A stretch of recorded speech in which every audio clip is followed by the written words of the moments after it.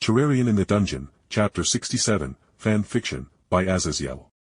Please like and subscribe to this YouTube channel for listening and patreon.com/Azazyel to read all of his stories. I think Ryuu and Anya were honestly disgusted. Our method of slaughtering monsters, although not too profitable due to the monster stones getting destroyed due to the explosives that cleared the corpses from the bunker. But no other method was as great in the pure slaughter of the monsters. Finally, after half an hour of literally thousands of monsters dying in piles due to the battle potion and the water candle I had placed, the dungeon, seemingly tiring, gave up on sending an endless tide of monsters at the bunker. "Jake, put away the stuff, the dungeon has given up," Belle said gleefully as she stretched out her sore arms that had been holding her space guns and endlessly shooting while Ryuu and Anya were laid out due to a whole other issue. The two girls in their little competition got close to mine down before Ryuu's cooler head called off the competition after me, and Belle kept giving her weird looks. "So why even do such an asinine thing as call a monster tide upon us?" Ryuu asked as I broke a doorway out of the bunker. At Ryuu's question, I shrugged as I spoke. With my various crafting being so valuable, to say nothing of the massive amounts of money I get for running boss events, our familiars aren't really hurting for money in the slightest. "I am just here for materials, and a lot of them," I said as I literally broke the ground to get the dungeon's version of mud blocks so I could eventually create a chlorophyte much later on. "Belle, you keep an eye out for monsters while I strip this floor clean," I said gleefully as I took out an axe made out of shadow scales from my inventory, and Ryuu's eyes twitched seeing me just tearing down every single tree in sight within the jungle floor, to say nothing of the herbs and magical reagents I picked up for potions. Wherever I went, I left a wasteland as every tree was chopped down, every herb was plucked, and especially every single monster that came within view was killed and had its materials harvested, like a firebird's flame-attributed feathers for example. "Jake, there's some adventurers over there, what should we do?" Belle asked, pointing ahead of us, and I grinned as I kept swinging my axe, cutting down every tree and leaving a bald patch of earth behind us. "Full send, Belle. We deal with anything that gets in the way," I encouraged her, and her eyes lit up as she nodded strongly. "Fuck those other adventurers, we came to strip the dungeon bare, and if they wanted to complain they could go to the guild." With Evelus on the prowl, I wasn't going to play nice anymore. I was literally going to ruin this dungeon floor as I got everything I needed to make all the jungle items I needed. As I pushed forward, I could hear a loud snarling and crashing noises coming from ahead, so Belle came back to my side with a nasty look as she shook her head. "There's a lot of lizard men ahead harassing the party." Hearing her words, I looked to Ryuu. Ryuu, knowing what my glance meant, nodded as she spoke. "We have the strength to save them, so let's move faster." And with that said, the elf took off at a quick pace into the thick jungle ahead of us.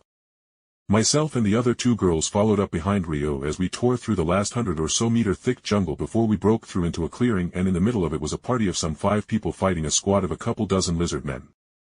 Lizard men were 3-meter tall bipedal lizards armed with impossibly hard landform weapons, typically being large swords and a shield, but they could also have some spears as well, rarely. In the middle of the party of the lizard men was an aberrant lizard man that had yellow golden scales that contrasted with his basic kin's brown skin and his enhanced brethren having red skin. To say nothing of how the aberrant was able to slightly meet Ryuu's blows with its greater strength. "Belle, be careful of the enhanced," I warned her as I dashed into the battle, swinging my large grass sword slicing into the large basic lizard men, while Ryuu and Anya tag-teamed the aberrant lizard men and quickly killed it as they were able to dance around it, allowing Anya to stab it deeply in the chest and neck several times in the course of a minute of fighting. Having cleaned up the lizard men, we looked over to the other party, and the leader smiled before he began speaking, and I noticed how they were all kind of scantily clad. "My thanks, Jake, and congratulations on your level up and record breaking. Anyway, although we could have handled it, I thank you for getting rid of the aberrant, as those are always too damn strong without Captain Shakti helping take the heat of those bastards off our back." The man grumbled, and from his mention of Shakti, I knew this party was from Ganeha's Familia. "No problem, we did kind of kill Steel. So, you can have the drops and stuff. But did you guys see any exposed or while down here?" I asked, and the man blinked before chuckling. "Oh yeah, I forgot your little spatial trick. Yeah, there's a large ditch or ravine over there with several ores being exposed, but be careful as the ravine is a trap and will spawn a bunch of monsters when you start mining," he advised, and I threw him a healing potion in thanks, earning a nod of respect as he and his group went back into the jungle to the side. "We shouldn't have given the monster stones and the drops from the aberrant away, Naya," Anya said, stretching as she flipped her new spear through the air. She was kind of right, but I had a good reputation as someone who only wanted materials and wouldn't fuck over people that weren't stupid like Apollo was. And I didn't want to lose said reputation merely for trying to nap an aberrant monster's drops when we all but stole it anyway. It's fine. There will always be more monsters. And the lizard men didn't have anything I wanted anyway. I said, shaking my head as I saw the ravine in front of us.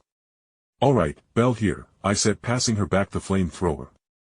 I am going to break some more out of the dungeon's wall, and then when the monsters spawn, I am going to leave the ravine so we can easily kill them, and then I can keep mining, I said, grinning as the dungeon made the stupid mistake of thinking that almost sheer cliff walls could keep me in the damned ravine when I had a grappling hook that would just drag me out. A couple of hours later I had a great number of natural materials and monster materials so that I could make the spawner for the queen bee along with a bunch of other things like an omelette of the wind that would raise my natural bodies and mana regeneration. And was also one of the core ingredients to make the lightning boots, which were just another step in making Terra boots. Not only did I accumulate a great number of resources, but I also drove Anya and Ryuu crazy when I may have tried to tame a Vivra. It was a female humanoid dragon monster. It had a red stone in its forehead, known unfortunately when I broke the monster's wings and asked Ryuu how to tame a monster. Belle literally shot the monster in the head. No, Jake. You can tame a mount or something, but no weird monster girls. Belle said fiercely while blushing, while I face-bombed as I wondered if that was going to get thrown out the window when the whole Xenos came to the foreground.